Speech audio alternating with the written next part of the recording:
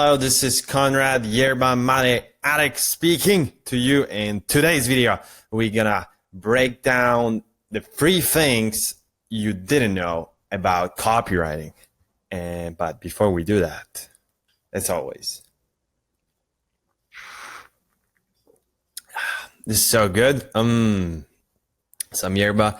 So basically, we're gonna break down what are the 3 things that you probably the 3 main misconceptions about copywriting or things you probably didn't know. And I don't blame you, because in my opinion, there's just not that much great information about copywriting. Actually, you gotta read between the lines, you gotta listen to some podcasts and take out some nuggets, read some books, take some small nuggets, but it's not very compact. And also, if you are the person that's just getting into it, there might be just some things that are, flying around in your circle of friends or at work that you heard from some people. Oh, this is probably what's copywriting. And you might be thinking, hell, this is no one ever told me otherwise, so this is true. So today I will just try to give you my top 3 things. I kind of wrote them down. I wrote a bunch of things before this video. What are some things that I used to think and that were not true, and then I found what's the real truth, and I still think most people think otherwise. So the number one thing, actually, just I'm looking at my notes. I think the number one thing we got to start with is basically that great copy does not appeal to everyone. So contrary, I think, to quite a popular maybe opinion is that, when you write a great book, everyone's going to love that book. I think what the best copywriters, John Carlton, Dan Kennedy, Jay Abraham, the old dogs, I feel like what they really understood very well, and they still understand very well, is that in order to write the best copy possible, that's going to have the biggest kind of you can judge it in terms of sales usually. So that's going to perform the best, that's going to sell the most products, things, is that it's very much targeted towards a specific segment of people, and it polarized them very much. So what I mean by that is basically that the target people you are writing to, they're gonna get the copy and they're gonna feel a strong emotional response to it, and they will want to act. So it's gonna trigger their emotion in partially positive and negative way. I think a mix, but ultimately in such a way that they'll want to act and buy whatever product or do whatever action you're asking them to take. But the rest of the people, they're gonna really this is terrible. I cannot see why it would work on anybody. Why would anyone read that and like it, or why would anybody want that product? And that specifically is what those, as I said, the best copywriters understand. They do not try to appeal to everyone, because they understood through, many, basically their failures. I tried to do it, they tried to do it, they tried writing, you have a bigger segment and you try to write it as to everybody, because, you think in your head, if I write there, but there's a higher chance, because it's a higher group of people, bigger group of people, so there is a bigger chance that there's gonna be more sales because I appeal to everyone. But what happens is that when you you try to appeal to everyone, you appeal to nobody, because you don't have this polarizing effect. You gotta pick sides, in a sense. It's kind of like with politics, to really get on the same page and really have a great convo, you gotta pick your side. You gotta be I'm against it or I'm for it. So with copy, the best copy triggers your emotions very, very much, because that's how people actually act. So it's emotions rather than logic in most cases, or at least the people you're writing it for, and you try to influence with the copy.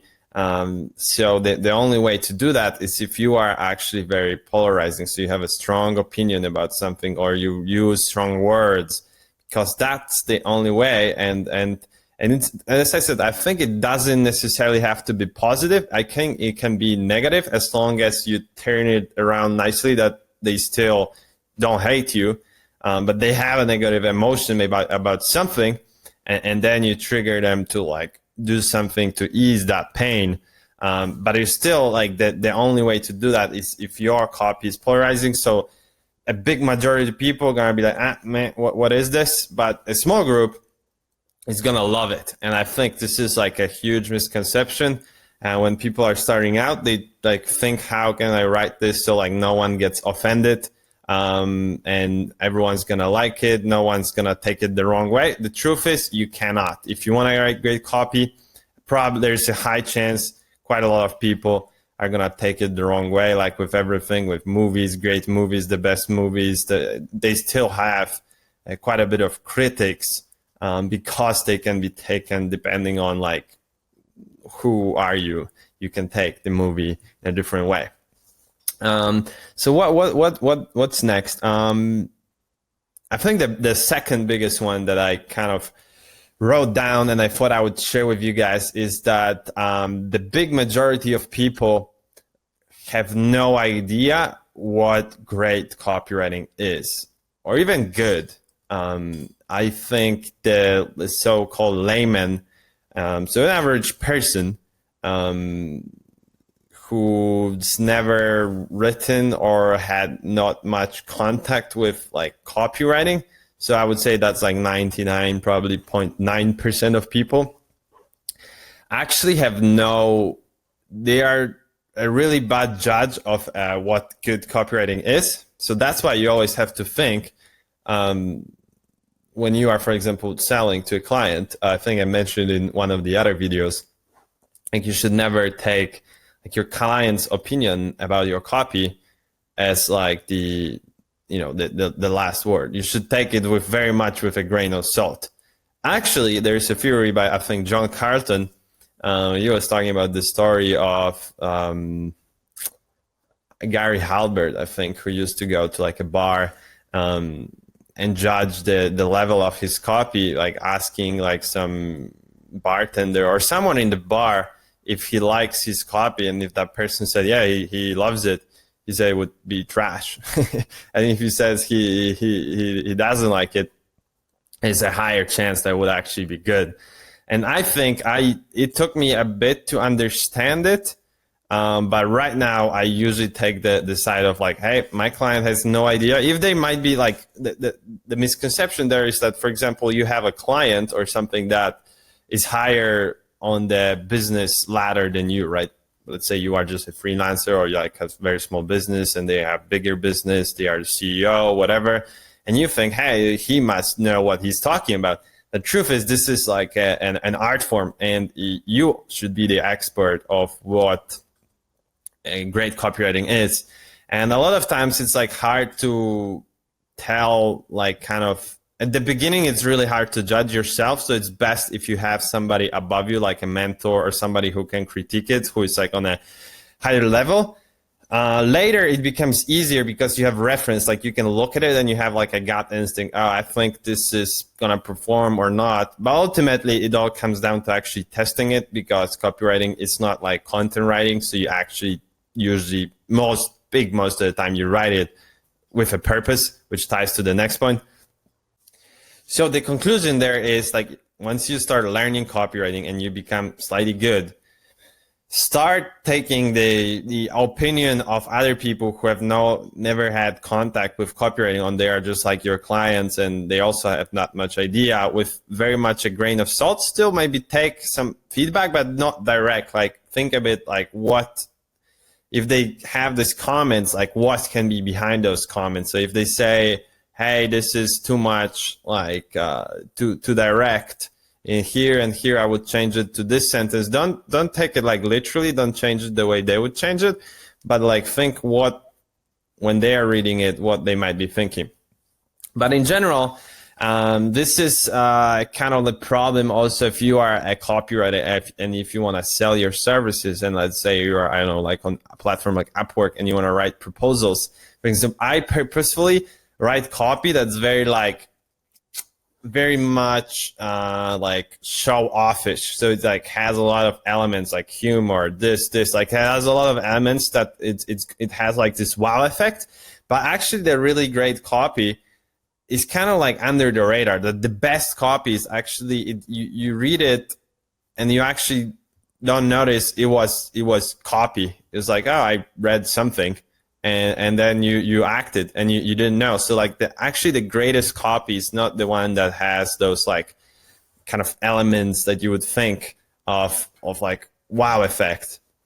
But in some cases, for example, and that's the kind of the struggle of copywriter selling your services, is that like when you write the great copy and you give it and you want to like sell it as you are kind of showing to other people, like, this is not so good.